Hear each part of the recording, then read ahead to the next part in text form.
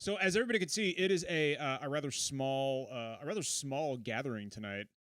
Literally, pretty much almost the entire podcast was just either too tired or busy. Everyone's having a bad week. It's a bad fucking week. It has been kind of a shitty fucking week, hasn't it? It really has. But I guess we were able to get Bronson.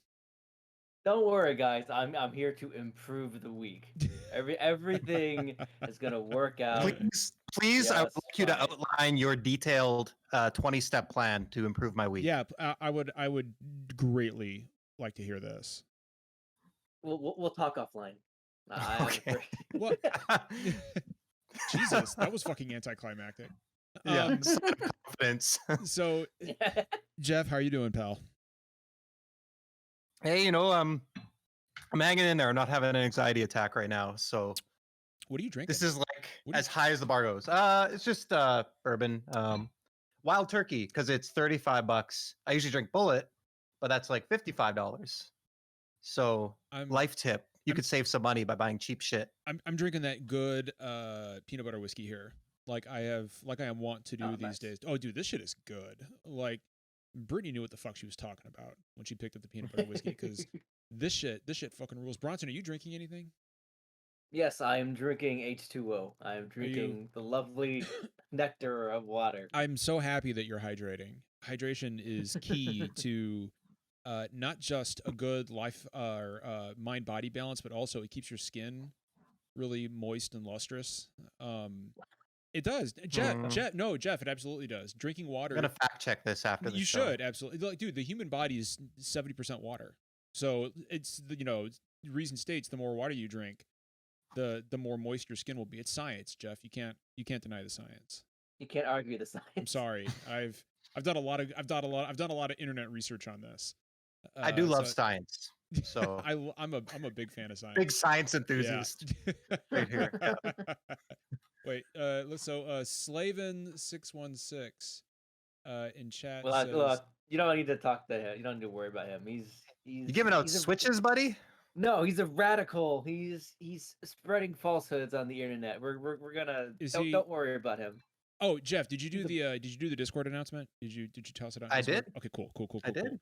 So we started this podcast off tonight. Right before we went live, there was a little bit, just a small bit of breaking news, and that is that Troy Leavitt has made the decision to part with Avalanche Software, and this is the statement, a quick 2-part tweet he made.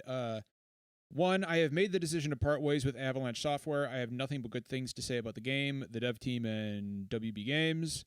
And 2, I will be releasing a YouTube video about this soon on my channel, which I'm sure will be titled like, the SJWs one, like, bye. Translation, my ass got fired. Yeah, bye. See you later. Like, fucking don't let the door hit you on the way out.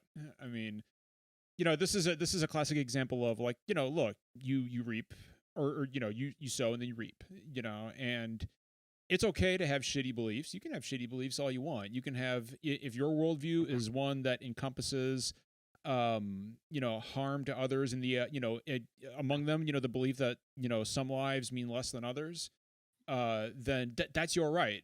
But when your employer finds out that you hold those beliefs, they are within their rights to terminate you. You absolutely can say what you want, but you also need to understand that there are consequences to things. And it's not like any of this stuff was a secret. I mean, it was right there on his YouTube channel, so there was a lot of talk about, how, oh, this is a smear campaign, but I mean, it's not. Like, this stuff is true. It's right there. And, I'm not going to buy the game anyway, because I'm not paying another dime for a J.K. Rowling product, but, I mean, it's good. I feel good for the rest of the people on that team, because hopefully they can complete this project. I mean, whatever, like, I think none of us are probably buying it. We've all had our reasons, but at least they can, that's one less thing that they have to deal with there. These are, a lot of people can't afford to just quit on a moral stance. They have families to support, right? And it must have been, we talked about last time, like, it must be awful to work side by side. Like, if this guy's desk is right beside and you go on his YouTube, on his Twitter, and you see him posting this vile shit, and you have to like walk into that every single day. So I hope those people get like a little bit of peace, and their day-to-day lives can be just a little bit better with him gone. Like I get, like I'm not gonna be mad at anybody who buys this game, because I'm willing to bet most of the dev team do not think the same way that this guy did, do not think the same way that J.K. Rowling does. And they're just there to try to make the best game they possibly can. And I understand the confliction that somebody might have, I really want this game, I want to support the devs. At the same time, I don't want to support a property that was created by a transphobe. And so, I mean, you can either separate the creator from the creation, or you can't. In this case, like, all respect to the devs, I just am not comfortable giving my money to it. Yep. It's the same thing I said about Cyberpunk. I feel for them, but it's not my job to pay their wages and right. Make sure that they have that, like, that's on their employer to do. And yeah, like we all said, I feel for them. It sucks, but it's not, it shouldn't be on us as consumers to step up and support every shitty product because these big companies that make shitloads of money are fucking their employees. Right, exactly. And not having their back and stuff, right? That's not our job, and we can empathize with them, but it doesn't mean that we need to do something we don't think is right. And like you said, I'm not gonna, there's no right way to handle this. You just, as long as, I think all we ask is people understand the implications of supporting this product. Money goes to J.K. Rowling. That IP grants her power. And, if decide accordingly, Yep. Mm-hmm. Bronson, do you have an opinion on this? Yeah, like when it comes to things like this and the issues with Cyberpunk and the marketing and whatnot, it kind of comes down to you need to have a conversation like with yourself, right? Like you need to decide what your line is from a personal standpoint. And that can vary wildly from person to person. But a lot of people I notice kind of don't do that. They're just like, okay, hard shut down everything, or everything's free reign for some reason and whatnot. But if you have that conversation with yourself, it's a little bit easier to find your balance and like your place. Like for me, it's like I was uncomfortable with the marketing for Cyberpunk, and I'm uncomfortable with supporting J.K. Rowling right now. So I didn't buy Cyberpunk. I probably won't buy this. That may change depending on a few things, but like right now, I'm not really particularly interested in either. And it's like you said, it's like I'm not gonna discount anybody for buying these games. Like Cyberpunk is gonna sell like an insane amount of copies. The Hogwarts game will sell quite a bit of copies. It's a AAA game. That's just how it works, and that's totally fine. So it just comes down to what you're okay with on your own. And I'll just say this. He was Troy Leave It. Now he's Troy Left It. So he's gone. He's out the door. Got him. Yeah, great job. I Jesus. I personally find the man's views abhorrent, and so I do not wish him the best. That's just me. I wish him the worst. That's the absolute yes, absolutely. Like yeah. So anyway, leaving that particular canker sore, leaving that particular canker sore behind. I know that was good. I'm going to give Jeff credit for that, Bronson. Like you can hem and haw all you want, but that was actually pretty solid. I'm gonna. All right. Here, Bronson. I'm going to give you the chance right now. Give us your biggest guffaw at your best one at Jeff. Oh God, I can't. You put me on the spot now. I can't. God damn it, Bronson. Fuck. This was your shot. I'm here to subvert expectations. So yeah, and Mr. So I'm like having to look around my camera to get the chat right now. My camera's set up in a weird way. Mr. Dellaby makes a good point in chat. He says the fact that his statement says he'll have a YouTube video about it soon says it all. Like we can. I can already imagine what that particular content is going to look like. But now we are going to leave that behind because I don't want to dedicate a whole fucking show to that idiot. And we are going to talk about. So we got a lot to talk about tonight. Actually, most of it is Nintendo centric. It's been a kind of a Nintendo centric week. Although we did get those new PSVR titles announced, and we might touch on those as well. But first, we're gonna kick it off with what we've been talking about, what we've been playing, not what we've been talking about. That's what we're going to be talking about. I've either had too much to drink already, or I haven't had enough yet. Remember when I said all of our brains are dying? Yeah, no, it's not. I mean, technically, dude, in the Sylvia Plath sense of the term, our brains have been dying since the moment. I am killing brain cells by drinking this. Right? Absolutely. Although technically, did you know that every time you do this, you're actually killing you're actually killing a few brain cells? Like every time you tap your head. Every slight touch to your head is actually killing a brain cell or two. Oh, that's not true. That's absolutely true, by the way. You can Google that. Okay. You can Google I might. that. That explains quite a bit about me. But I like to put my head in my hands a lot. So, Jeff, why don't you kick us off about what you've been playing on the video game console boxes this week?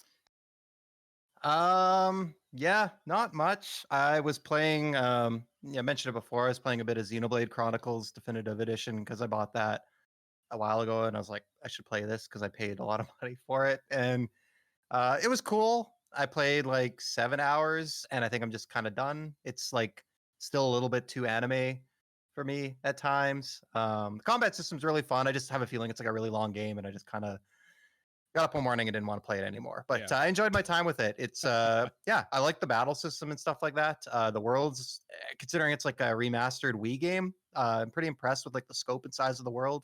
It's a really cool premise, like the fact that this whole thing takes place on like the back of these giant things or whatever, the Bionis or whatever. So the Bionis and the Mechonis, yeah. Yes, yeah. So no, it's a cool game. Just kind of done with it and just kind of bouncing around. We're gonna get to it later. We're gonna talk about Pokemon, but there was that Pokemon Direct, and I was like, every few years, I'm like, I should see if I can get into Pokemon because I played it, like everyone. Bit of an age difference between me and John. Yeah, but like I was gonna say, I feel like we have this Pokemon conversation with you like annually. Yeah, it's because I want to get in on the hype, right? So I played Red and Blue and Yellow when I was in high school or whatever, and enjoyed them, and then that was it. And I didn't play anything till Let's Go on the Switch, and it was good, but I couldn't use the Pro Controller, and the Switch just fucking murders my hands, and I was like, all right, I'm out, and But I just think like I'm not super big into Pokemon. I keep trying to like force it a little bit, and maybe it's just not for me. And so I bought Pokemon Sword, is where I'm going with this giant That's ramble. a good one. And I really love it's Sword. Cool. I mean, it's not the best looking game. Like, yeah, there's like some jaggies here and stuff, and like the textures, but I don't know. I'm able to look past that. I think as far as Pokemon games, I think this is a really cool looking game. I like the visual style. I like the camera's not overhead anymore because again, I haven't played one of these games in like 2 decades. Yeah, I don't know. I get to like customize my outfit, which I'm just always a huge sucker for in games. Like, just give me lots of clothing customization and like let me make my character look really cool. And that game's already a 7 out of 10. But yeah, we'll see if I stick with it. It's kind of like a game. I'm just got it to play on my Switch Lite when my wife's watching TV and I'm just kind of sitting on the couch beside her. I can just go around and explore and just catch some Pokemon. So yeah, and then I just also I'm like on a big Switch kick. I'm trying to get back into Breath of the Wild. So I beat it on the Wii U, and it's just so much better on the Switch. But it just blows. Like you're like the only person I know who actually played it on the Wii U. Well, I had a Wii U, and I was like, why the fuck am I going to spend $400 Canadian on a Switch when I could just play this dumb game on this dumb box? So it was fine. It was fine on the Wii U. I'll die on that hill. But well, I mean, the Switch wasn't all that much more powerful than the Wii U, right? Like, I mean, it is, but like the results don't always. The Wii U still had some really good looking games. So yeah, I'm just like, I want to play it again. I really like, I shit talk it sometimes, but that game has a lot of stuff I like, and the world's just really pretty, and I like exploring in it. So yeah, I don't know, just kind of, I'm looking for some like chill games in like a big, nice, pretty world. So Pokemon and Zelda are doing that for me.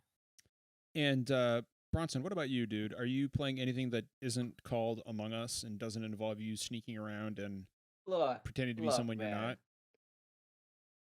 I get the vibe that Among Us is gonna make sure I don't have any friends. I mean, It's gone very, very poorly. you don't. I mean, you don't have any friends anyway. You son of a Aw. bitch. I just. You son of a bitch. I So, mean, yeah, Have you so tried not backstabbing your friends? I know. I mean, in this one, so let me talk about this. I'll talk about Among Us really quick, and I'll talk about what else I'm playing. So I've been playing some modded Among Us games, mainly the Sheriff mod, which is basically your crew member, but you can kill. So if you kill an imposter, they just drop, they're dead. If you kill a crewmate, you die instead. So like that's how that works. And then the Jester mod. The Jester mod, their goal is to Jester get mod. voted out. Their Yes, go- their wait, goal is to get voted out. But they can't kill anyone? They can't kill. They're a crew member. That's Well, weird. okay. they have fake tasks and whatnot, but their goal is to get voted out. And if they get voted out, they win. And then I won as Jester, so my friends were streaming some of the games we were playing because we were kind of bored. And I was like, hey guys, the imposter's gonna have to kill me. Because I had to stream on by accident, so they're gonna have to kill me. And everyone got all mad, like, oh well, whatever, Bronson, we'll just vote you out now. And then like 2 seconds after I got voted out, they realized what I did. right as the victory screen came up. So that's what I've been doing for Among Us. Other stuff. I bought a new gaming laptop. I bought a new Oculus. I set all that stuff up for the whole wireless VR, and I got all my games on my laptop, all that jazz. So naturally, I'm just playing puzzle games from 12 years ago. I'm Hell playing yeah, droplets. yeah. I I love that fucking, shit. There's Bronson. Sometimes it just scratches the itch. My friend just got his PS5 and he's like, dude, let's fucking play Minecraft again. I'm that I guy. was like, okay. I know. I understand where Bronson's coming from. I'm that guy who like I'll sit like I've got my PS5 and my Switch and my powerful gaming PC, and I'll sit down in my armchair right here behind me. I'll be like, what Game Boy Advance games can I play tonight? Like that's me right there. Teraflops can't make good games. Sorry. Yeah. No, they And, absolutely like, cannot. Something that I've been doing is like, so I'll wake up a little bit earlier in the morning, and I'll like usually I have to rush and like get ready and get really dialed in for work, and now it's a lot less stressful. So like I started a new job, everything's going great like on that front. So like I'll have a little bit of extra time to myself. So what I'll do is I'll have my desktop, I'll be like looking at like YouTube stuff or whatever, and then I'll play like a puzzle game, like I'll play a Droplets or a Chime or something like that. And then there's one I'm playing now. My friend Trant showed me this. It's called Luck Be a Landlord. It's early access on Steam right now. The best way to explain it is that it's a slots game with roguelike elements to it. So like each like symbol has specific properties and effects to it. So say like the jester shows up, the jester can make any symbol that's a card suit worth double the value. Um, Things like that, and like how Hades works with all those extra boons and combat stuff. It kind of makes everything kind of go crazy. That's that, but for slots. So I'll play that for like half an hour, and that like will get my brain in the right frame of mind to like actually pretend that I know what I'm doing at work. So there's that one, and then I'm also playing Raft with my friend Evie, and that one is essentially that's another early access game. That's like a open world survival game. You have to build your raft out and kind of God, I feel like your there's survivor I feel like path. there's a billion fucking open world survival games in early access. Like Oh hell yeah! I like Bronson, how do you just pick one? Like I mean, do you just like reach is it like reaching your hand into a hat and just pulling a number out being like, "All right, I'm going to try raft or I'm going to try sled," or like how do you actually like how I spin a wheel. Yeah, That's a but big I ass know what you fucking wheel. mean. Yeah, I know exactly what you mean by that. So like, my friends are playing Valheim right now. I know that's like It's funny. I blowing just up. mentioned that in chat. I was like, has anyone tried Valheim? I've heard Yeah, good and things about it. Yeah. and it's blowing up. Like one of my friends has like a dedicated server that he did for it, all that jazz. And I'm just like, not for me. Like same thing when like Rust was really big at the beginning of the year because all the Twitch streamers were playing it again and whatnot. I was like, it's fun watching, but like not really for me. But like Raft is fun because it's a very chill game for the most part. Like not a lot of combat. There is some combat, but it's very rare. A lot of it just kind of like manage your resources, manage like your crops. You'll need all your water. You need to be able to cook food. You need to kind of build out your raft, all that stuff. You need to kind of find out the mystery of the game because like they don't give you any info. It's like, hey, you're on a raft. There's a plot line to it. I will. Oh no, do I need to look at How chat? many times, Bronson, have I woken up after a long night of drinking on a raft in the middle of the ocean in a loincloth wondering, how the fuck did I get here? I feel like every other weekend in college. God, I got so many stories. Oh God, Lord in heaven. But yeah, like So is that what you're getting ended on? Are you going to end it on Raft, the rafting survival game? Yeah, because like honestly, a lot of my PS5 sits. Like I played Control, I beat Control. It's great. I got faked out like 75% of the way through. Felt like a dumbass guy. I tweeted about it. I was just like, "Oh man, I beat Control, awesome!" And it's just like, nope.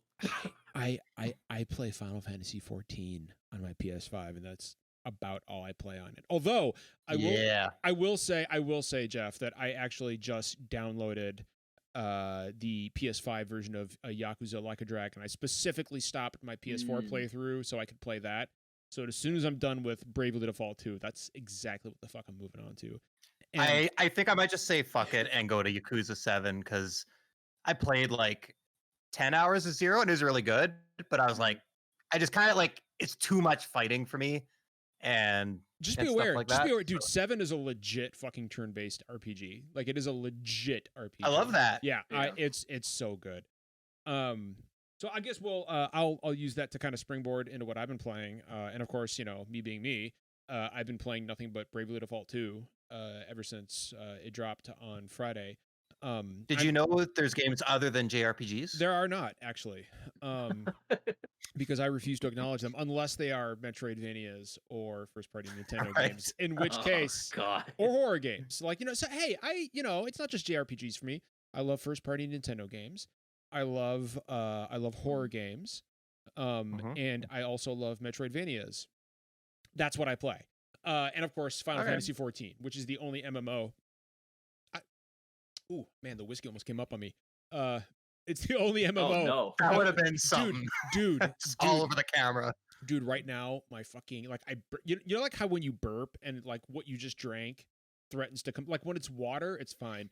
But when it's like whiskey or Coke, it's like, ooh, like, dude, oh, it's the worst. Yeah. But at any rate, I'm a huge fan of Bravely Default and Bravely Second.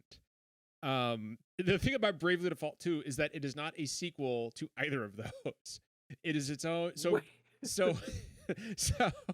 Bravely Second is a direct sequel to Bravely Default.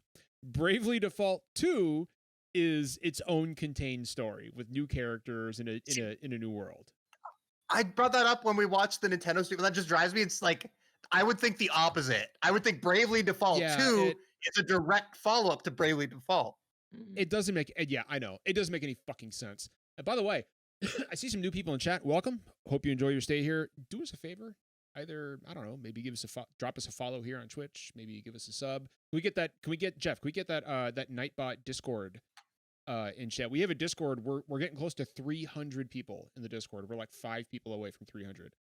So nice. Yeah, I know. Yeah, it is nice. Thank you, Bronson. And so if you want to join us, if we get 5,000 followers on Twitch, John will dress up as tall vampire. Yeah, that's the other thing. That's so we're only 4,000 away. So that's you set that bar a little high. So that's the other thing. If we can get to 5,000 followers on Twitch, I, in all my hairy muscular glory, will cosplay as tall vampire lady from Resident Evil 8. I'll get like the bustier and the big hat and the lipstick and everything. The white, like the ghostly white complexion. Although Jeff, like I need to keep the beard for that, right? Yeah. Like I need to keep the beard. Okay, I'm just making sure because I don't want to shave my beard. But I will do that if we can get the if we can get to, hey, spread the word. If we get to 5,000 followers on Twitch, I don't care when it happens. When we get to 5,000 followers on Twitch, I will cosplay in all my 6'3", 210-pound glory as Tall Vampire Lady. You know what? The fact it's going to take a while to happen makes it better, because I just love the idea of you being like 60 and us still doing this fucking thing, and us just finally hitting 5,000. No, Jeff, we're gonna hit 5,000 by the summer, guaranteed. I know it. Okay. I know it. You call me. I mean, crazy. you think I won't just like write a script or spend 3 weeks creating 4,000 dummy accounts? I don't think you Pump will. up those numbers? I don't think you will. But if you do, You don't think I will? I don't think you will. Someone will. I don't think you will. But if you do, look. Here's the thing. Whatever it takes to get to 5,000, when we hit 5,000 followers, I will cosplay as Tall Vampire Lady. All right. That's not a fucking like I said it right. I tweeted it multiple times, and I'm saying it right here on this podcast, which will live in perpetuity. Like, my words are now echoing into the infinite of the internet now. Like, this is going to happen when we hit 5,000. How soon it happens is up to everyone else. And that's all I'm saying. That's ominous. Now, That's ominous. Yeah, I know. Yeah, it was a little too ominous. But as far as Bravely Default 2 goes, so this is in the world, and I'm not kidding you. The name of the world is Excellent. And the name of the world is Excellent, and it's, yeah. I love the humor in the Bravely Default games. And here's the thing about Bravely Default 2. I'm about 20 something odd hours in. It literally does not evolve the formula at all from the first two games. Like, you've got your asterisks, you've got your jobs, you've got you've got the default system. And aside from a fresh new coat of paint, like the game is beautiful. It is a gorgeous fucking game, especially the backgrounds. And of course the soundtrack is incredible also. Combat system is great, but there's no real evolution of the formula. Like if you play Bravely Default and you've played Bravely Second, I can't talk tonight. Aside from new characters and a new story, it's the same thing. But that's fine. This doesn't need to be Final Fantasy, which, continues to evolve the formula, game after game. Bravely Default, the whole point of this franchise is to harken back to a simpler time when there were 4 crystals and a group of plucky young adventurers who could put on a different hat and gain new powers depending on what hat they put on. It's extremely, like, it's JRPG comfort food, for lack of a better term. Like, the story so far, yeah, it's extremely rote. Like, there's 4 crystals and you're a hero with a destiny that is hinted at but has not been revealed, and there's the princess who is a member of your party, and there is the learned, slightly older guy, and then there is the mercenary who's just tagging along. Like all the tropes are there, and there's an evil empire and a bad guy, and don't go into any of this expecting a just an evolution in the JRPG formula, because you're not gonna get it. This game, I'll tell you right, like, I love it. This game does not innovate. What it does is gives you an extremely satisfying bowl full of chicken soup if you love JRPGs. And I do. So this is exactly what I needed. I love the game so far. I love everything about it. This is a game that was literally like Jeff in particular, dude, like, this games like this are literally made for me. Like, I mean, if it's a turn-based RPG with all those tropes we're used to. You're eating real good lately, and you got that I am. Project Triangle coming. Like, it's a good year for you. Oh yeah, no, it's, and there are other JRPGs coming out this year too that I'm really excited about. And yeah, it's a good time to be a JRPG fan right now. Bravely Default 2 is fantastic. It's a great fucking game.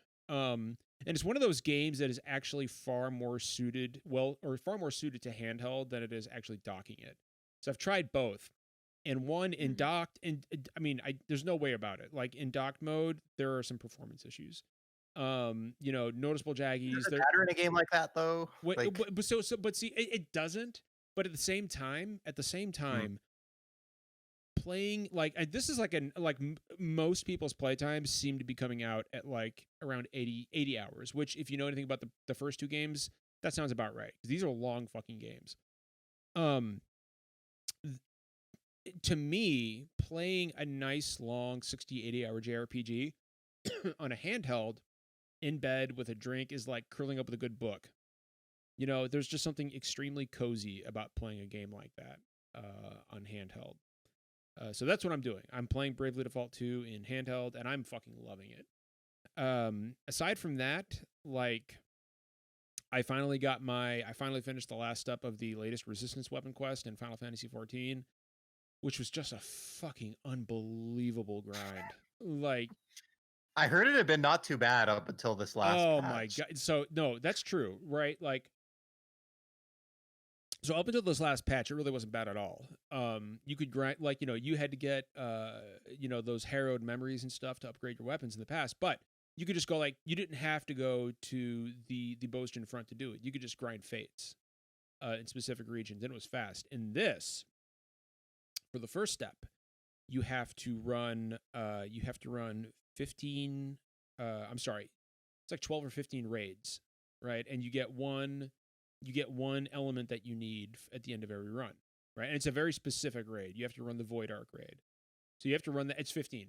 So you have to run that. It's funny because I've been grinding that for the Void Arc Glamour. So it worked out well for me because I was like, hey, why am I queuing up so fast for this raid? Yeah, and it's like everyone else is trying to grind that's other exactly shit. why. So you need to do that like 15 times, right? Then for the next step, you have to do 2 separate raids 15 times for a total of 30 runs. And then you have to do another raid 18 times. And Jeff, I got to tell you, and the last one you have to do, the last raid is actually Delubrum Reginae, which is the new Boastion front raid that takes about an hour to finish. And you have to do that 18 times. Yeah, I'm not doing that shit. So I have a question. I have a question. Okay, please. Please ask. Yes. Can I buy whatever this is instead? No, you may not. Give them money. No. I wish you could. I'm with you, Bronson. I don't have the time, but I will. I don't have the time for this. I will give you $50 for this shiny looking spear. It took me. I will not put in 50 hours. It took me 3 weeks of playing almost nothing but Final Fantasy XIV to get through that grind. And I'll say this: I love the game. I've done all the relic weapon quests, all the way from the Anemos weapons to the Zodiac weapons. This was the most painful grind I have done in Final Fantasy XIV.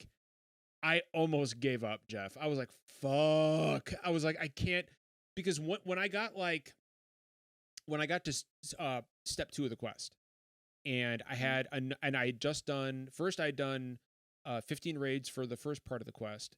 Then for the second part, I'd done 15 in one raid, and then I realized I had to do 15 in another raid, and I'm like, I don't know if I can do this. Fuck. Holy shit. Oh, dude, it was the worst. I got a good story. I started so for anyone that doesn't play the game, yeah, these are quests you can do to get really they're mostly for cosmetics and stuff like that. You can get really cool weapons. So I started the Zodiac quest line, which is from the base game from 2013. Started a long time ago for my Dragoon and just kind of gave up. And I was like, I'll get back into it. So the other week, I spent 3 days doing, it's the 3rd or 4th step of there's 8 of these weapons total. I'm on the 3rd one. And it was a book you get. And you have to do 3 dungeons and you have to kill all these different enemies. And you have to get all these different, so it's a checklist. It's 30 things. It took me 3 days. And I finally did it. And it turns out it was book 1 of 9. And you had to do 8 additional books. Yep. All like that. And I was like, fuck no. I just closed the game. I don't have the time for that. Like Sorry. I love the Nope. game, but Yeah. that was the first time, and I've been playing this game for years. That was the first Mhm. time a grind almost got me. Like I was like I like, and I'm sure Jeff, it sounds like you've heard that it sounds like you've heard that the grind in this one was a little ridiculous. Like, Yeah. I keep like I want to get something cool and I want to do the least amount effort that I can to get it. I So mean, I'm I'm a still trying to figure. Jeff, I'm a blacksmith. If you want clams, I could just make you something. You're a dragoon, right? All right. Yeah, I'll just make you a cool looking weapon, dude. It's not, you know. All right. All right. can just- We'll bring this off. Yeah, I just do that. Yeah, we'll make a No, but transaction. before we move on, I just wanted to comment on your Bravely Default talk. Like I think people get really worked up about games not like raising the bar or like reinventing the wheel and stuff like that. And like I love games like The Last of Us 2 that like really challenge the conventions of like what a AAA game can be in terms of narrative, or like games that just like introduce really clever mechanics. But I think there's always a space for comfort food, and I don't know why that's like a negative, because I refuse to believe there's no one out there that like knows, okay, this food place near my house, like, yeah, their food's not the best, but like you had it as a kid growing up and you're having a really shitty week and it just like really brings back all these good memories, and there's something about it that you just can't replicate. And nostalgia can be a weapon for companies. I think it can be exploited a lot of times, like to take advantage of people, or to like maybe cover up some other imperfections and stuff like that. But I also think nostalgia is really powerful and good, because sometimes we need nostalgia. Like I just spent the last year, which has been like the worst year of my life, just like the rest of us, watching shows that are 30 years old that I grew up with, and I'm just Mhm. rewatching them, and I don't give a fuck. I don't need to watch new stuff. I don't need to watch like things pushing the boundaries of storytelling. I just want to watch the shit that I know I like, because that's what I need to get through this. And I'm always down for games that just say, we're not doing anything new, but we're doing what you love and we're going to do it phenomenally. So yeah, I don't know. I think there's space for all these kind of games. That's all I wanted to say. Jeff, that was very well said. I respect that. Yeah. Mm-hmm. That was very yeah. Thank you, Jeff. I'm not being sarcastic. I mean, that was fantastic. Thank you, Jeff. That's all I got. You're just getting nothing but shit takes for the rest of the show. That's no good. I'm glad you got the nice, reasonable take out of your system, so we can just drop verbal shit posts for the rest of the night. All right, now I know why. Bronson's ready. Bronson's like, I've been fucking. This is my moment. My time has come. Jeff, what's our first topic tonight? What's our first actual topic tonight? What are we doing? I think we're just gonna go in order. So they dropped a Pokemon Direct on us the day after our last show, last Friday. So I don't know if you probably want to lead. I'm not the person to lead a talk on Pokemon. So, John, maybe you want to kick that one off. What do we see? So like Jeff said, we got a Pokemon Direct, and we got some interesting announcements there. And the two I want to kind of drill down on are the remakes of Pearl and Diamond, called like, what is it, like Brilliant Pearl and Sparkly Diamond? Like I don't remember the.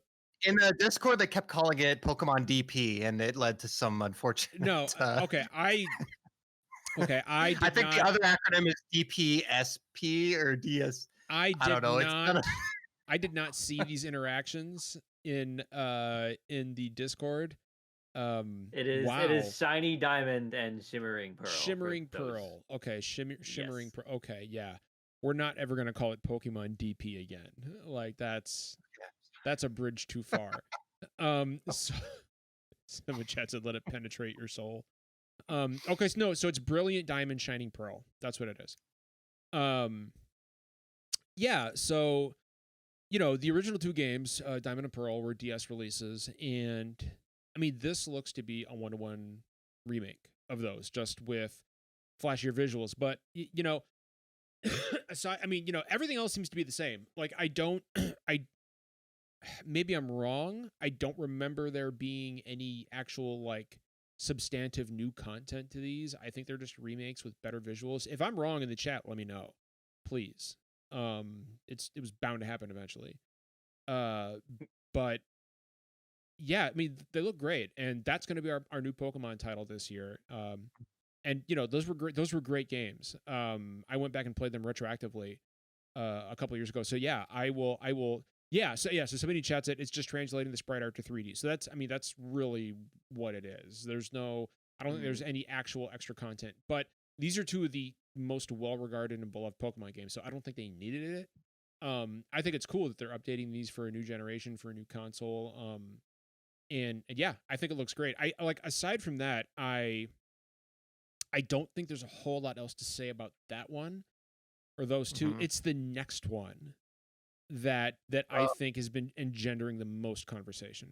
I think before we move on, I just wanted is it Tiger Versions in chat or whatever basically said like we just talk about comfort food, right? And same thing. Yes. Like, they're good with these comfort food remakes alongside a new thing. And that's kind of what Pokemon's been doing. They did Let's Go and then they did Sword Shield, right? Like, you know, a good game's a good game. And all right, if Nintendo's going to be fucking Nintendo and not let us play old games on our Switch, if they're not going to put N64 games on there, not going to put Game Boy games on there, then the least, I guess this isn't Nintendo, right? It's Game Freak or Pokemon Company, but at least we're getting these games put on a modern console. Great games are great games, and they should hold up over time if they really are good.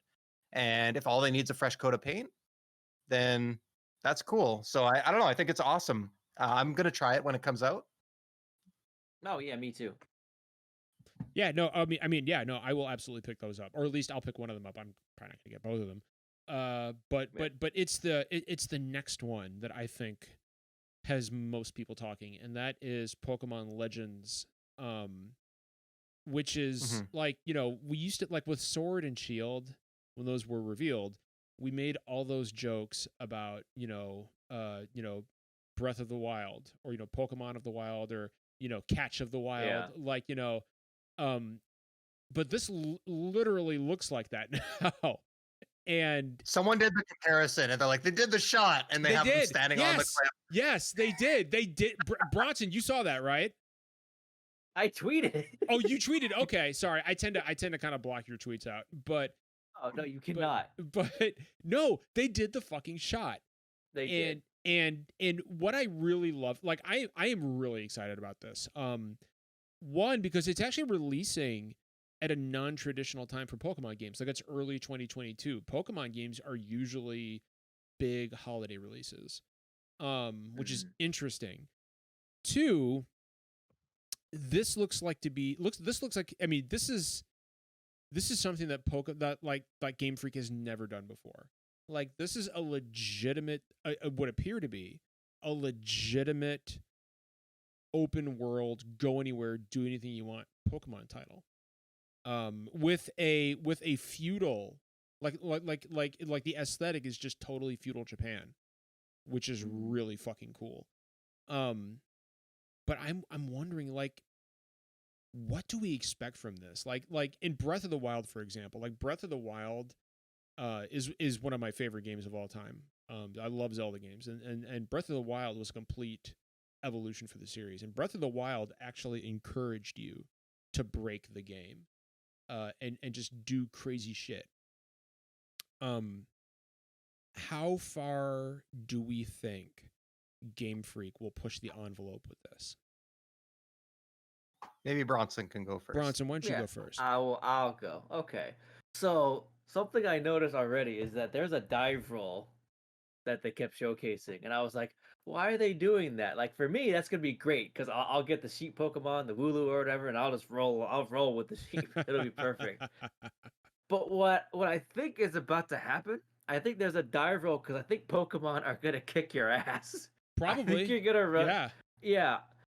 I think you're gonna get punched in the face by like a Kangaskhan or whatever, and that's interesting to me because usually, you know, it's a random encounter. It's kind of it's JRPG, it's turn based and whatnot. So it's like, no, you're gonna get your ass beat, and then you're gonna be like, oh shit, and maybe that will like be like Persona 5-esque, where like that determines advantage for the initial battle. So that'll be interesting. The setting is very cool. I like setting it like in feudal Japan and whatnot. I think that's a good way for them to kind of like separate out from, I guess, the main series, because like Sword and Shield was very much like this is the next one, right? And this one seems a lot more like spinoff isn't the best way to put it, but it seems like they're trying this for their big title, and I I think this was going to be the big title for this year, and I think they realized they know by now that they're not going to make it, so they're like, okay, let's get the Diamond and Pearl remakes out there and gotta let that breathe a little bit. I mean, that's probably pretty low effort, right? And I don't mean that in a bad way. I don't mean that in a bad way at all. I'm not sitting here saying they're not putting any effort into it. What I am saying is that, I mean, it's literally just redoing the sprites into something that's much more vibrant and modern. Like, while there's work involved, it's I agree, Bronson. Like it's something that they can use to get that Pokemon game out this year while they're working on something much bigger. I think it's a good way to mix things up too, because it's like they did a Let's Go game. I love that Let's Go game. That was a good way to get me back into Pokemon in a way that like Pokemon Go couldn't. Like for me, like the last one I played was a while back, but that got me back into the franchise. So I played Shield and liked that a lot. So now I'm like back in the swing of things. You're back, Pokemon, right? dude. You're fucking back. I'm back. Fuck yeah. And then like for this one, and again, it goes back to like the nostalgia and the comfort food we talked about before. So like, say you aren't really down with what they're doing, like they're very much being like, if you don't like what we're doing with Pokemon Legends thing, that's totally fine. You have Sword and Shield, you have Let's Go, or you have this remake of what is probably your favorite Pokemon game from back in the day. You have plenty of full price options at this point for your Switch. Yeah, I think this is a smart move on the part of Game Freak. This really kind of, and look, like, the Diamond and Pearl remakes, I think, Bronson, what do you say, for like the past 4 or 5 months have been one of the worst kept secrets in gaming. Oh yeah, we knew about that a while ago. Yeah, they're in our fantasy league that Bronson and I are. Yeah, like I mean, this has been a really poorly kept secret for a long time. So everybody kind of knew this was coming. But the Pokemon Legends game is something that really didn't leak at all. Yeah. And I think this is a smart move from Game Freak. Like it gives the traditional Pokemon crowd something that, I mean, we all know that they're gonna love. They're gonna love it. I mean, dude, Pokemon Pearl and Pearl and Diamond remakes, dude, they're gonna sell millions upon millions of copies of that this year. Easy. Like, it's not even a question. Had this year's, and you guys are free to disagree with me here, but I think had this year's Pokemon game been Legends, which is completely shaking up the formula, I think it would have rankled some fucking bosoms. I think. Oh no, it definitely would have. I think that's what they're doing. I think this is a big grand experiment for the future of Pokemon. In Pokemon Legends. I guess so, and I'll kick this over to Jeff. Let's say Pokemon Legends. I mean, look, let's face it. We don't need to deal in hypotheticals here. Like, it's going to sell 15 million fucking copies. Like, Pokemon Legends is going to sell incredibly. Is this a one-off? Like, are we gonna?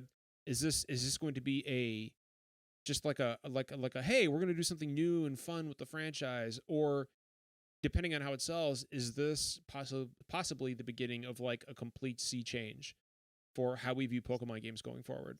So, I mean, I mentioned before, we were talking about what we've been playing. I'm not a big Pokemon guy, right? Like I played Red, Blue, Yellow, and then I played Let's Go, and I played like one Pokemon game in the last 20 years. So I'm by no means an expert on the franchise, but I've observed a lot. I've observed about how people talk about Pokemon and how they react to these games. And I got some good thoughts and negative thoughts about this game. So I'm going to try to keep it balanced. Okay, let's hear it. I think Game Freak has a tough position. Pokemon is a historic franchise. It has a huge legacy. Its fans are fickle. That's putting it fucking that's mildly. what you're gonna use. Okay. Yeah, right. Like, I mean, not that fickle is a word. Any gamers aren't, but they're tough, right? Like, you can't. You change a game too much and it loses identity, but you don't change it at all, and you get accused of just rehashing the same thing every year. And I think Game Freak's really been struggling with that the last few years. I feel like they want to take that next big step and they don't really know how to do it. So they're just trying little things here and there to see what works and then gauge people's reaction to it. And I think we're seeing little bits of that in Sword and Shield. And then they put out those remakes to kind of like, okay. If you didn't like the changes in this year's version, here, you're happy. And now we're going to release this next new Pokemon game. We're going to try a few new things. And I feel like they're just kind of making a checklist of what works and what doesn't. And I think maybe Legends is going to be the biggest experiment yet. So I sympathize with them and I also respect them because this looks like a really bold and brave departure. Now my negative thoughts are like, I worry it's a little bit too ambitious. I'm not expecting like ray tracing in a Pokemon game. I'm not expecting it to be 4K 60 on a Switch, but my reaction to this reveal was it looked really rough and I know it's really early and it could come around, but it's fine if it's not technically impressive, but it was to the point where it took me out of it, where I was like, I feel like I'm seeing this huge open world and I should be impressed, but all I could notice is like, I only see 4 trees. Right. And I see like a bush that like, and then just everything looks so jerky. And it's so like, as a pitch, it was like really cool. Like I love the concept of this, but if that doesn't all come together, I just worry that maybe they're spreading themselves a little bit too thin, or maybe the vision is bigger than what they can actually pull off on this hardware. And maybe this just ends up being a Switch Pro launch title, which we're probably going to talk about next. But so let me take what you said and kind of build on that a little bit. I want to kick it over to Bronson, see what he thinks. Talking about the visuals of the game, I thought it looked good for what it was when I was watching the trailer, but I didn't really notice how, I don't know, I guess drab and flat just everything looked like until I saw the shot interposed next to the shot from Breath of the Wild. And like, say what you want about Breath of the Wild, that world is lived in and alive and breathing and just gorgeous. And when you put that, it's detailed. There, you can sit there and just listen. You can watch the each individual blade of grass blow in the wind, and the trees, the leaves shake depending on which way the wind is blowing. The clouds are moving across the sky and there's a beautiful sunset. By comparison, Pokemon Legends just looks, I don't want to say bad, but flat was a good word, I think. Yeah, Bronson, what do you think, man? Like, Jeff, I'm sorry. Hold on. Wait, Jeff, you wanted to get something in. Just last thing, I just want to make it clear that like we know this is really early, and honestly, I felt the exact same thing about Breath of the Wild as I do about Pokemon right now when they first showed it. I was like, this world looks dull, it looks empty, it looks rough, and then the final product came out and it looked fucking fantastic. So, not saying they won't pull it together. That's just that's a reveal trailer. They're showing it to me to show off the game, and that's just my gut reaction. Bronson, do you get the feeling they may have shown this a little too early? Yeah, they definitely showed it a little too early, I think, because, this is the Direct, this is the anniversary and whatnot. If you just roll with Pokemon Snap release date and these Diamond and Pearl remakes, they're kind of be like, so a little early. Am I wrong, bro? Like, it almost had like an alpha build feel to it. It was super in progress, yeah. So, like, they could have done a little more. It was better than what EA does with like their art museum, like white their background, E3 videos, prototype. Yeah. So games that are never coming out. Yeah. So yeah. No, Bronson, please go ahead, man. Please. Yeah. So something I find interesting, and I think what they're doing, they are experimenting. I think they're setting up their franchise pipeline for the next 10 years. Because what I think they're doing, I think they're going to do what Call of Duty does, what NetherRealm does. You have 2 teams for NetherRealm, right? You have Injustice and Mortal Kombat, and those games alternate every 2 years like clockwork. Call of Duty has 3 or 4 studios. You get a different game in that franchise every year for the most part. So I think what they're doing, I think you get a Let's Go game every 3-4 years. I think you get a game like Sword and Shield every 3-4 years, and you get a spin-off like Pokemon Legends every 3-4 years, because you can mix them up, and like with the longevity that these Pokemon games have, and especially with like expansion passes and DLC and whatnot, you can extend like the lifetime of a title for a very long time. And Pokemon games have a super long tail, so they can do that. So that doesn't have to be every year. It could be every year and a half, every 2 years. It could be 6 months if it's a tiny remake, for example. But that's what I think they're doing. I think they're setting things up so there's enough variety there for Pokemon fans. And if you don't like that, there's all their mobile stuff. Pokemon Unite comes out probably this year. Unsure about that one, but there's lots of things that you can try. You don't have to try all of them. You can try just one of them, then they're happy. Right. So that's interesting because I was kind of I'll be honest, I thought I was kind of expecting another Let's Go game, and then they showed Yeah, me too. the Brilliant Diamond remakes, and I was like, oh, it's not like that. So I kind of thought they were done with that. But you think maybe that's not the case? Maybe they've actually got room for 3 different types of games in this pipeline then. Yeah, I think the Diamond and Pearl remakes are stopgaps, if I'm being honest. I think Okay. that another Let's Go game probably happens just because it sold well. Yeah. It was good to bring people back, because that's what it comes down to. Like, you're gonna have like your difficulty level for the Pokemon games does vary from title to title. And Let's Go is easy. Let's Go You was got that super Pokemon easy. Go crowd too. That's still out there, right? Mm-hmm. That Pokemon Go low key is still massive. Yeah. Massive. Even like in the times that we're in now, because they've modified things to be like, hey, you can stay home, but we'll give you like items so you can kind of like travel that way. So yeah, there's a lot going on. They're not even close to done. And like then there's your other spin-offs, like we got a new Pokemon Snap, which is still wild to me. That took how long did that take? That's like almost 25 years. Can I just say I want to shout out to Tiger Vision X in chat, who said, "Yeah, we need Johto back again." Speaking of the region, but my cursor was like in such a position that I thought it said, "Yeah, we need John back again." I was like, "Aw, I'm right here, but I appreciate that. I'm not going anywhere." Yeah. And then I moved my mouse. I was like, "Oh," I was like, Oh. "Never mind. You weren't talking No, about that's me at ridiculous. all." You're Johto now. I'm Johto. So speaking of Nintendo stuff, and Jeff had mentioned that maybe this is a launch title for a potential Switch Go, or a Switch Go, Jesus, a Switch Pro. Switch Go Pro, a Switch Go Pro. All right. So apparently this is real. Like, apparently the Switch Pro is a real thing, with an OLED screen, Switch Pro LED, if you will. And we got, and so Bloomberg, which is pretty reliable. It's legit. Yeah, it's happening. Yeah, I think so too.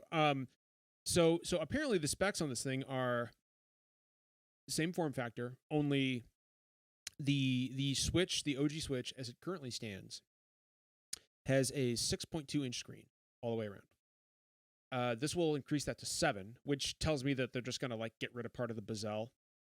And it'll be 720p, like a firm 720p in handheld, and 4K docked, which is cool. Now, me personally, frame rate is always going to be more important to me than resolution. I will pick this thing up, but to be honest with you, I will do it for the bigger handheld screen. I don't really care about. To me, that OLED screen is a huge. The original PSP had that beautiful OLED, and you can't beat an OLED screen, man. That's going to be beautiful. Yeah, and so so this is going to be the Switch Pro that we've been hearing about since 2018.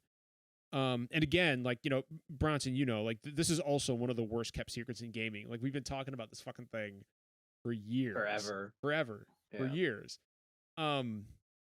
What do we think this retails at, and how do they market it? I mean, sorry, go ahead, Bronson. Yeah, Bronson, go ahead. Yeah. So I've been talking about this with my friend Snap on my Discord, and there's some interesting things here. So it's a Samsung panel, and it's 720 and it's 720p. So that's the screen that they put in their budget phones, like their A series and whatnot. And he finds that odd because he's like, there's other panel makers out there that make like cheaper panels? Like, why are they suddenly caring about the color accuracy and whatnot? Because like Samsung screens are great, even on their budget phones. They're excellent. So why did they make like this switch now? Like, did some kind of deal happen and whatnot? Because like from my perspective, like they're putting a lot into this. Like it's like I thought it was just gonna be like kind of like a new 3DS kind of iterative upgrade and whatnot, but now like talking through it and whatnot, even keeping it at like that 720p, there's a lot of extra things that they might be like putting in here, like even as like quality of life things and whatnot. And I bet it's gonna have a new dock, so it won't be compatible with the old one because they got to sell you more stuff. And I bet it's 300. I bet it's 300. They have a price where they want to hit. They have a price point that they want to hit. So either they want to keep their original one around. That's the thing. If they want to keep the original one around, then they could do their 3 price points, right? You could do, I don't know, 200 for your Switch Lite that can stay, 250 for your original, and 350 for your Pro. I mean, John, do you mind if I weigh in? No, please go ahead. It's a little bit unprecedented because Nintendo's always had a home console and a portable console, right? Mm-hmm. And like we know how the 3DS stuff and the DS stuff went with all the different models. So like it's like one console, but it's kind of still two because they have the Switch Lite now, which is like a handheld only. Mm-hmm. I could be wrong. I don't think they want 3 different iterations of the Switch out there, which is why I really do think this new one would, maybe not immediately, but like I think the intention is to replace the original one. So I agree with Bronson. I think it'll be the same price point. I think it'll still be $300. Because yeah, I think especially when you look at like the price of the company, because like they say 4K output, but I mean, what does that mean? It's going to be like my Xbox Series S outputs at 4K, but most of the games are 1080p, and I think that's like on the high end. That's what to expect here is games at 1080p, but like 4K UI, 4K output to your TV, just so it scales up nicely and stuff like that. So from the but like from that perspective, I don't think you can price this. You want to stay away from that like PlayStation 5 and Xbox price point. I think you need to keep the same kind of market. So I agree with that. I think it'll be more than the new 3DS, which like had a couple exclusive games, but otherwise like didn't seem to be hugely. But it's definitely not going to be like an Xbox to an Xbox Series X kind of jump. So I think it's going to be like somewhere in the middle ground. I'll say it right now. I don't think, and I think they shouldn't make exclusive games for this because I don't think. The other one is only 4 years old, and then you've got the Switch Lite. And they just released a new revision of the other one like a year or two ago. Like I just think they won't. I don't think they will. But so Jeff, bouncing off what you just said, I had seen some. So the new 3DS could only like there were games that could only be played on the new 3DS, like Xenoblade Chronicles 3D and Super Nintendo games, which is like wait, what? The original 3DS could play Super Nintendo games. Bronson, you didn't know that? No, I don't pay attention to any of that. Yeah, that's what Nintendo said. Yeah, Bronson, Nintendo said that the new 3DS could play Super Nintendo games. The old one couldn't. And people bought that? That makes no sense. I mean, you know, they did because reasons. I mean, I didn't buy it. I was like, fuck out of here. But there were a few games that could only be played on the new 3DS, not the old one. But the difference is that was their handheld unit, and then they had the Wii U, which granted was but you know, they still had their home console and their handheld. Now they've unified those audiences into one, and they're not going to split that user base. They're just not going to do it. The Switch, the original, like all the. See, here's the thing. This new Switch, I do not expect that it is actually going to make your games run better. I don't. Agreed. Yep. Like I think it's just going to make your games look better. You know, I mean, yeah, 4K docked is great. 720p is a 720p handheld, in my opinion, is the actual reason to buy this. Because 720p on a 7-inch screen is going to look fucking gorgeous, especially if it's an OLED screen. And you know, I've heard a lot of people talk about, oh, you know, I wish this was beefier. I wish handheld was 1080p. I mean, they could have done that, but when your battery drains in 30 minutes, like you're gonna be regretting that real quick.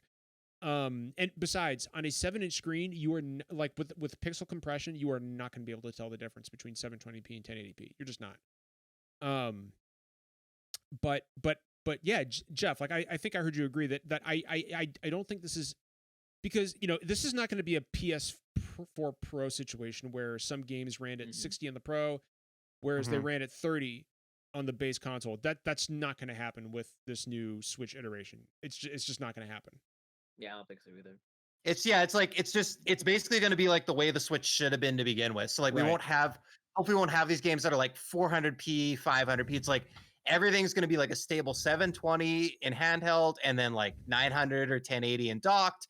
It's going to be solid. The frame rates will be solid. But yeah, like you said, like we're not all of a sudden going to get all these 60 FPS games. You're not going to play Breath of the Wild docked at 60 frames a second. Yeah. You can let that go right now. Like that is not going to happen. Wouldn't that be incredible though if we could? So it would, but we're never going to do that. So I guess here's my question: when this thing drops, and I'm guessing, because apparently like it's going to hit mass production early or late spring.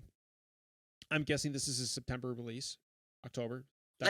Like holiday probably. Yeah, when did the Switch Lite launch? Actually, that was September, wasn't it? No. The original Switch came out in March. Switch Lite, sorry. When did they launch? That was September. September. Yeah.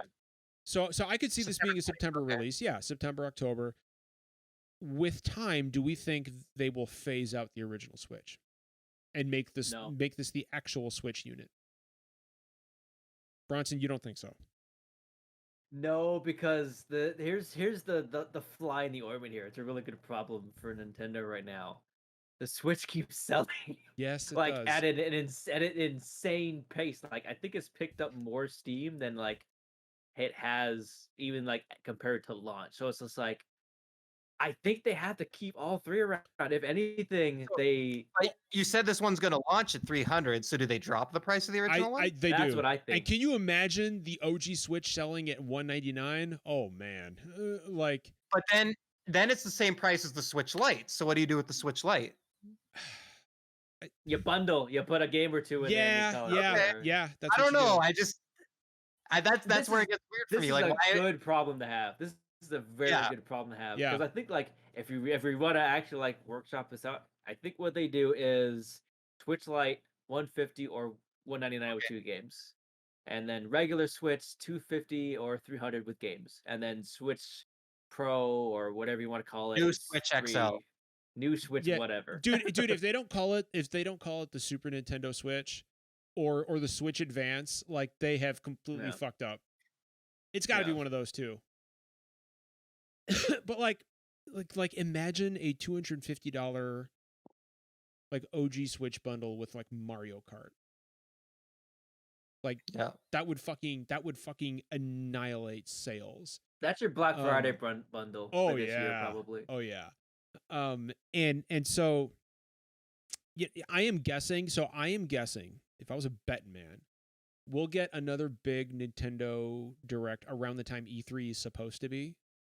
And that is when we will see the whatever they're going to call this thing announced. Do you guys agree on that, or do you think they're going to do something different? Yeah, that sounds about right. I picture like a summer announcement for I don't know, September seems early. They said June for mass production, and then I think the target was $1 million a month. So like if they launch in September, that's only like 3 million. Like they're going to sell it. I mean, it's going to sell it no matter what.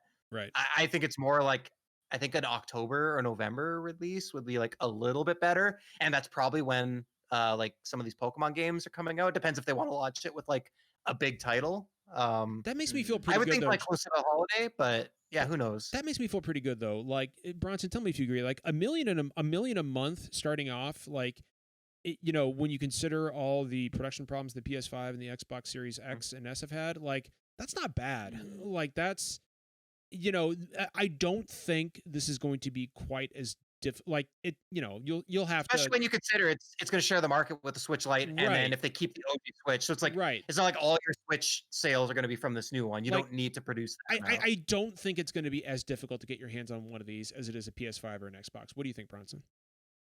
I think they'll pick a random day on their own. It doesn't have to be like maybe around E3 time, but they'll pick a day on their own. They'll give like 24 hours notice to everybody. Like if you see like every like if you see like there's like a couple days where like no one is like pre-firing or announcing anything, they're like, oh, probably then, because word will get out at some point.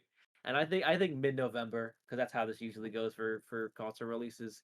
Because here's how this works: you go somewhere on Black Friday, or you're online on Black Friday. Oh no, the new Switch sold out, but that's okay because there's this other one right here. There's this cool Switch bundle. It's just fine. And it's a little bit cheaper. May not be as good. And the thing is, dude, like, games with it. Parents buying Switches for their kids, they're gonna go for the cheaper bundle. That's what they're gonna do.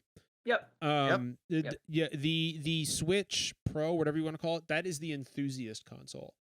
That's the console for people like the three of us who are like, just your core gaming crowd. I hate putting it in those terms. But the gamers, it makes me want to vomit in my mouth. But but yeah, like we are the typical audience for something like that. That's not to say there's not gonna be a rush on these things, because there absolutely fucking will be. But I don't think it took my buddy Whitney. So the PS5 launched last November. He just got his today. Like, that's how long it took. My friend just got his on the weekend. Yeah. Like we've been trying since November 12th. So that's November, December, January, February, March. Yeah, like, I don't think it's going to take you 4.5 months to find a Switch Pro. I don't. If it does, they got a problem. Yes, absolutely. But I also think it's for the reasons. It's not just production. I think it's for the reasons that Jeff just laid out. Like, Jeff, and honestly, Jeff, I'm glad you said that, because I would not have thought about that. It's not, like, you've got the PS5 and that's it. Like, that's their console. With the Switch, you've got not just this new Switch Pro, but you've got the original Switch, which is still going to sell, still going to be in demand, and the Switch Lite, which is still going to sell, still going to be in demand. Not everybody is going to want or need this new Switch iteration. But again, like, I am far more interested in a 7-inch 720 OLED screen than I am docking this thing in 4K. Like, that's what I'm far more interested in. Like, I'm one of those guys where, like, I can tell the difference in, like, if I'm watching a movie with HDR in 4K, like, I can see the difference between that and 1080p. When I'm playing a video game in 4K versus 1080p, I don't care. Like, I don't really pick up on it that much. Like, HDR to me is much more noticeable than the transition between 4K and 1080p, but maybe I'm just weird. But yeah, that's what I think we're looking at.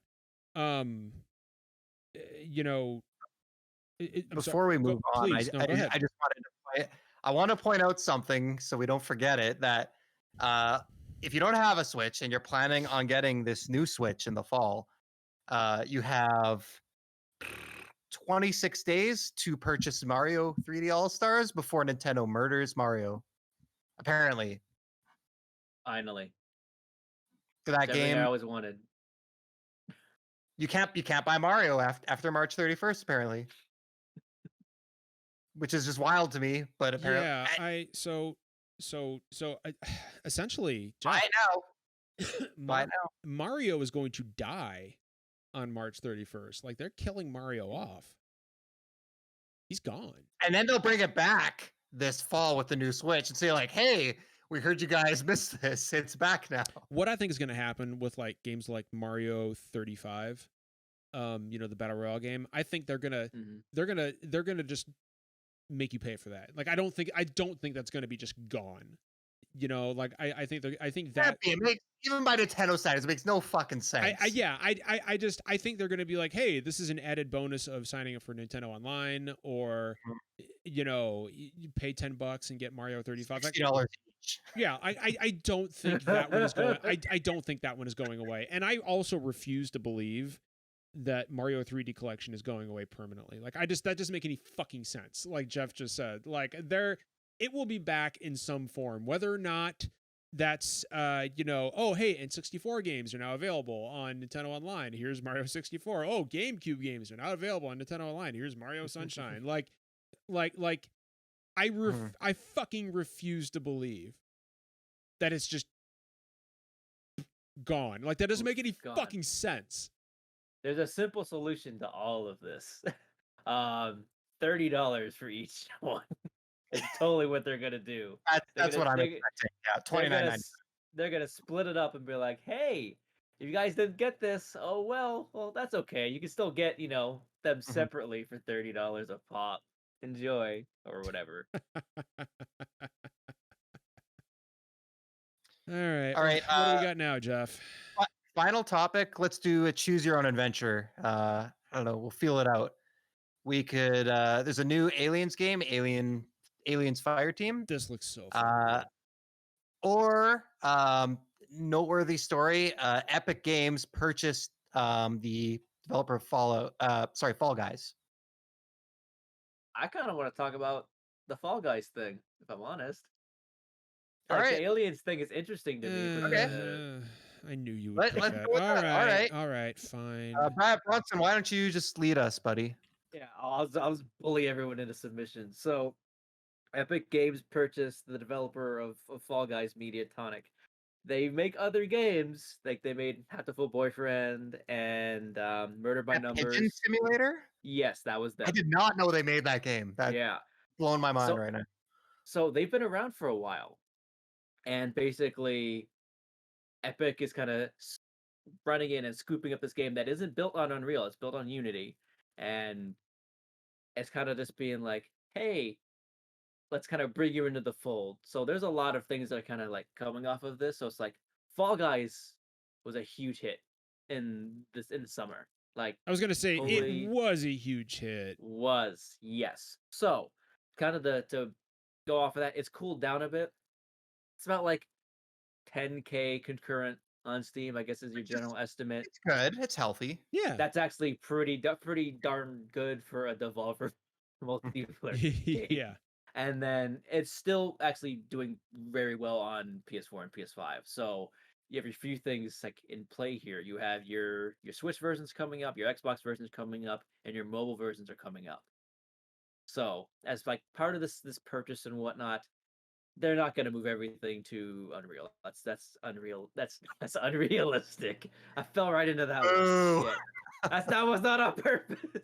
So what they are going to do is you're going to have like Epic support in terms of like cross-platform, so cross-progression, cross-buy, cross-play, all that stuff will hopefully kind of fold in here. And I suspect Fall Guys goes free to play, like either in the summer or like towards the end of the year. And he kind of. We should point out they bought Psyonix and Rocket League, and that went free to play, right? Yes. So like that's their bag basically. They're kind of like that's their business model and whatnot. They'll get you in there and then they'll sell you cosmetics. It's not your bag. They don't like the whole loot box things. Oh god. But like it's interesting because it's like Fall Guys is the main reason you buy this because smash hit and whatnot. But they make other games like they do. Murder by Numbers was really good. Hatoful Boyfriend was fucking weird. That was the one with the dove, right? Like there was doves. Yes, that was the bird. That was the bird dating visual novel. So wait, hold on, Bronson. Were you the player dating the bird? I think you were also a bird. I just realized they also did Gears Pop, which was the mobile Gears game based on Funko Pop. Yes. Are you fucking shitting me? I forgot that even existed until just now. They've made a ton of games. They've kind of been not dev for hire, but they've got a lot going on. They have like for a long time. So like this was the time to cash out probably. Mm-hmm. So it's interesting. All this stuff's going to be kind of focused on Fall Guys though. I suspect they'll do some kind of sequel or new version, and that'll be like the way that like Epic decrees. So it's like, okay, it's on an Epic Store, it's on mobile, yada yada yada. You know the deal. Like they're gonna do what they did with Rocket League, and they're gonna do what they did with Fortnite. That's what they're looking for. So they're just adding, they're just gobbling up everybody. At this point. I'm always kind of mixed on these like deals where big big publisher scoops up a little indie dev. But I think in this case, I think it's like a net gain for everyone. I think it's good for Epic, but I think it's really good for Mediatonic. Fall Guys was a big hit, and then Among Us, I think, ate their lunch a little bit, and it's doing fine. But like, I don't really know what they have in the pipeline next. I think it gives them a little bit of little bit of security, a little bit of like wiggle room to kind of take their time and get things right. They talked about crossplay right at launch, and they've obviously it's taken them a while. I still haven't heard any update on it. And like you said, like Epic is like they're the ones kind of leading this crossplay charge with Fortnite and stuff. So they're definitely wants to give them resources and just help them get that stuff sorted out. I think that'll hopefully getting that in will like boost the game's popularity as well, because then all of a sudden you get all those PlayStation Plus players playing with people on PC and stuff like that. So yeah, I don't know. It seems like a good move. Epic's their move into the space is still relatively new, so we haven't seen them take up the trend of EA yet, where they just like take studios out back and then give them the Yeah. old yeller. Yeah. So hopefully that's not the case, but so far so good. I mean, it seems like Rocket League and Psyonix made a pretty seamless transition over there, and I hope for all the best for all these folks. But yeah. So we've kind of hit the end of our topics here, but if you guys don't mind, I would like to kind of address something real quick. And I just want to just voice support for our friend Zombie Kills, who has been dealing with just a horrid amount of online harassment and abuse for fucking nothing.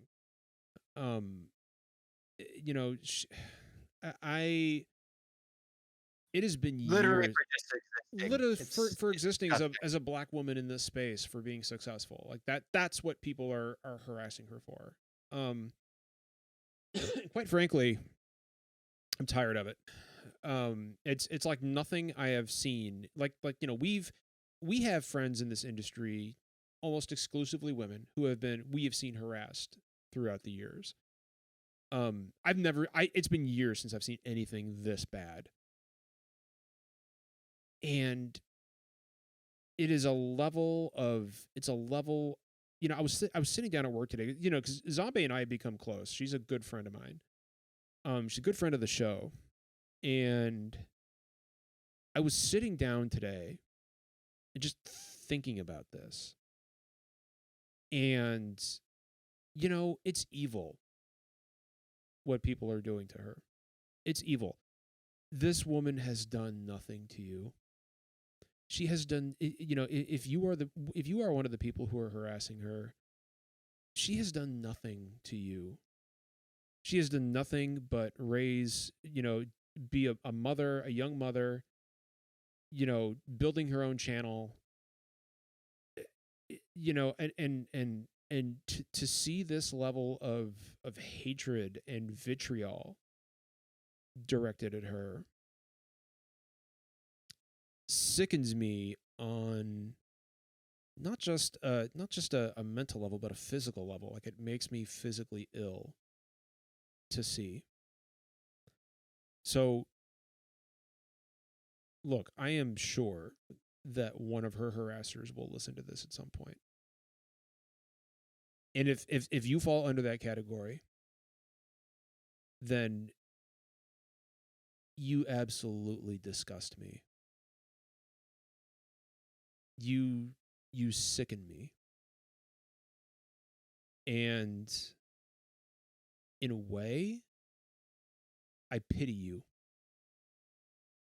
Because I could not fathom waking up every single morning with that kind of hate in my heart.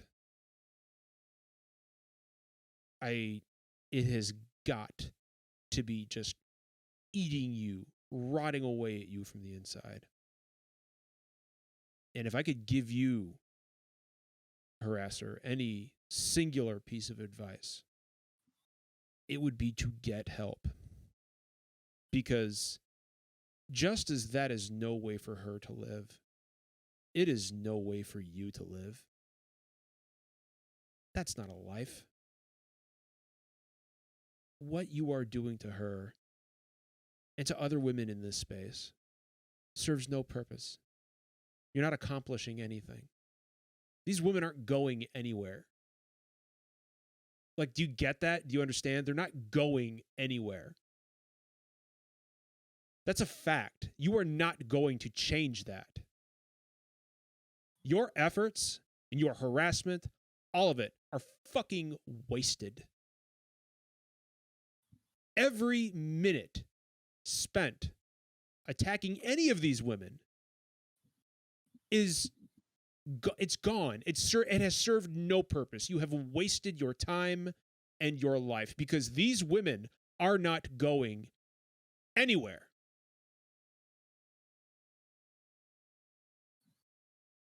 That's all I got to say about that.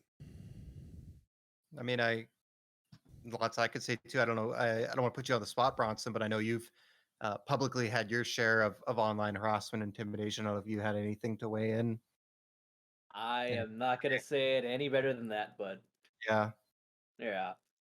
I agree with everything John just said. And thank you for saying that. You know, sorry, John. I was going to say, no, please. It's basically everything you said. Like, I mean, you know, first off, I literally, you couldn't say it better than John did, right? I mean, these people are our friends. We're always going to go to bat for them. We're always going to defend them, but we shouldn't fucking have to because they're literally just people. They're the same as we're all just fucking people, and everyone's just here trying to live and exist and make a living and play video games and make friends and just fucking do whatever they want to do in this world. And it's, especially this last year, this pandemic has really given me perspective. I'm like, our lives on this earth are really fucking short. I just lost a year of my life. I'm probably going to lose another year before I can really get back to living and doing the things that I love. And yeah, it's pathetic that you would just waste this gift that is life, spending hours, days, weeks, months online, just making other people's lives miserable. It's really, like you said, it's just disgusting and it's sad. And it's so disappointing. You know, and yeah, fucking because of all this the other day, Zombie got somebody called in, some shithead called in a mental wellness check on her, got her address, got her phone number, and the police went to her house. For a black woman, that can end in fucking death. I mean, people have died from these things. Like it's happened. What the fuck is wrong with you? What the fuck is wrong with you? There's no gain in what you're doing. I mean, what if she'd been harmed? Do you want that on your conscience? I can't imagine the kind of mindset you have to be in to wish that kind of harm on someone. I don't care who it is. We sit here, we talk about guys like Troy Leavitt. Fuck him. He's an asshole. I don't regret the fact that he's not working anymore, but I don't want him to come to physical harm. And it should be the same for her. What you are doing to her is fucking evil.